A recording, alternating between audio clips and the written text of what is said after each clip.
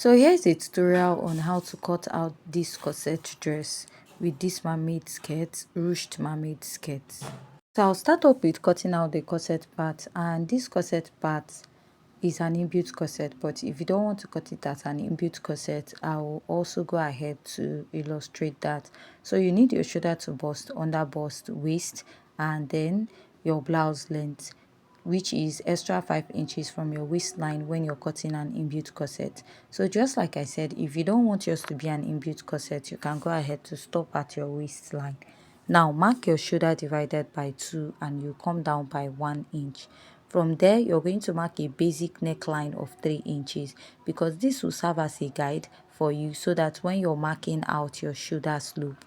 Now after marking that, you have to go ahead to place your ruler and connect from this point, that is your shoulder slant, to that neckline. Now you're going to find your chest line, which is your bust circumference divided by 6 plus 1.5 inches. Mine is 7 inches. I made a mark and I'll place a ruler and draw a straight line there. Now, whatever you have on the shoulder, go back and mark it on that chest line. Place your ruler connecting your chest line and the shoulder, which is also your armhole. Now, you're going to divide this into 2 and come out by ½ inch. After marking this, you're going to mark your bust circumference divided by 4 on that chest line. Now, you want to go ahead to connect from here all the way to the ½ inch at the armhole and to the upper part of this dress. Now, after you're done marking this, you want to go ahead to find your nipple to nipple, or divided by 2, which is marking your dart.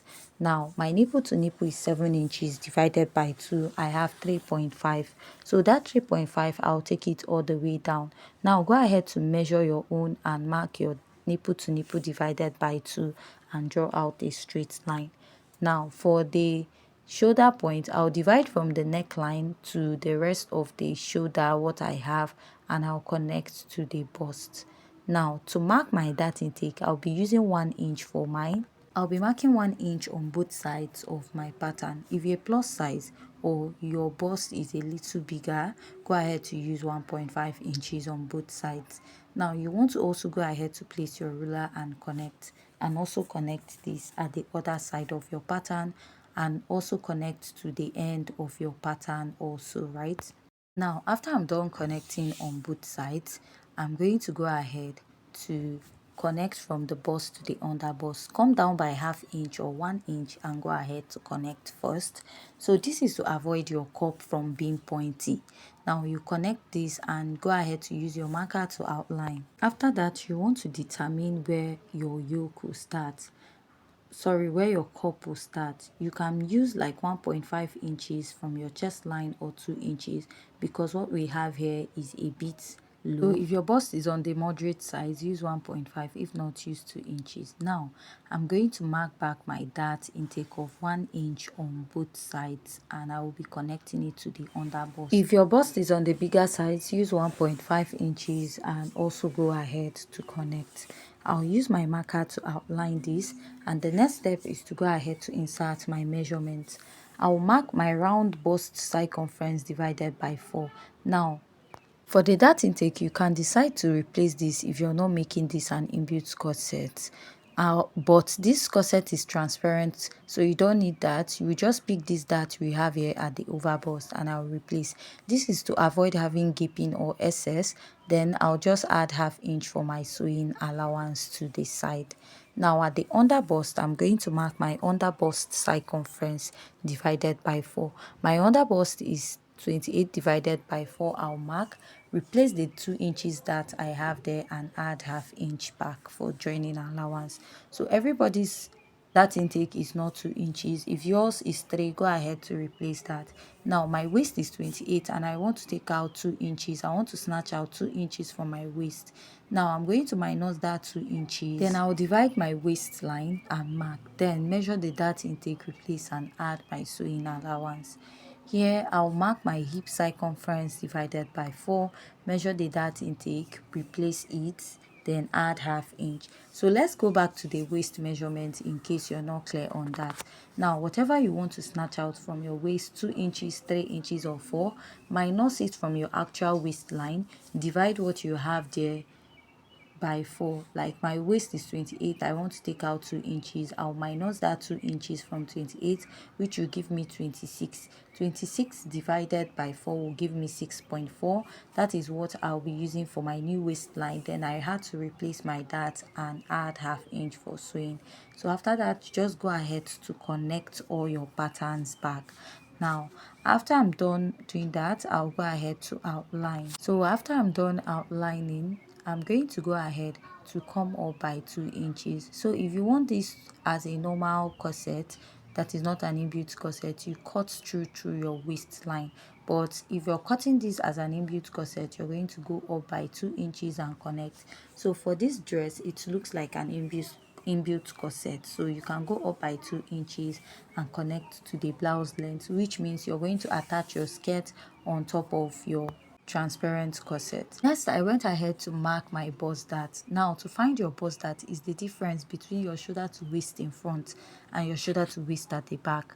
My shoulder to waist in front is 17, while my shoulder to waist at the back is 15.5. So if I deduct 15.5 from 17, it will give me 1.5. That is how I got my bust dart, which I marked on my dress. So now I'm going to come in by ½ inch on the bust point, because if you notice that cup is a bit deep, it went up the way to the bust. Then I'll place my curve drill, connect down to the under bust. Now, looking at the neckline of the cup, you have to go ahead to try and recreate what you have there, which I'll go ahead to connect to my under bust. Now, here I'll mark my nipple to nipple divided by 2 and add half. If you're busty, please go ahead to add 1 inch to your nipple to nipple measurement and mark. Then I'll connect from the cup to the side of my pattern. So after this, I'll just go ahead and label my pattern and outline it. That is what you just need for the front. There's nothing much on this front part of your corset. Then you can now attach your straps by the side, going all the way to the back to form like an off shoulder effect on this. Now I'll just go ahead to cut this out. While cutting out, I'm going to blend out my dart. Now if you have any question, please go ahead also to ask, and I'll just go ahead to cut out the rest of my pattern, blend out the darts, and just like I said, if you have any question, go ahead to ask. You're making this as a transparent inbuilt corset because that looks like a corset mesh. Now, if you don't want to cut it as a inbuilt corset, what you're going to do is just cut it out from the waistline of your transparent corset, because it looks like a transparent corset that has like appliques or trimmings on it. So now this is for the back pattern, and we are going to make it a dartless back pattern, which will be easy because you don't want to go ahead to start cutting and rejoining your transparent corset. So now I marked my shoulder to bust, waist, and I added extra 5 inches from my waistline to get the blouse length for an inbuilt dress. Now also note that my shoulder to waist at the back is 15.5. So I also marked my shoulder, came down by 1 inch, and I'll connect. So I'm just going ahead to find my chest line, just like the same way we did for the front pattern of this dress.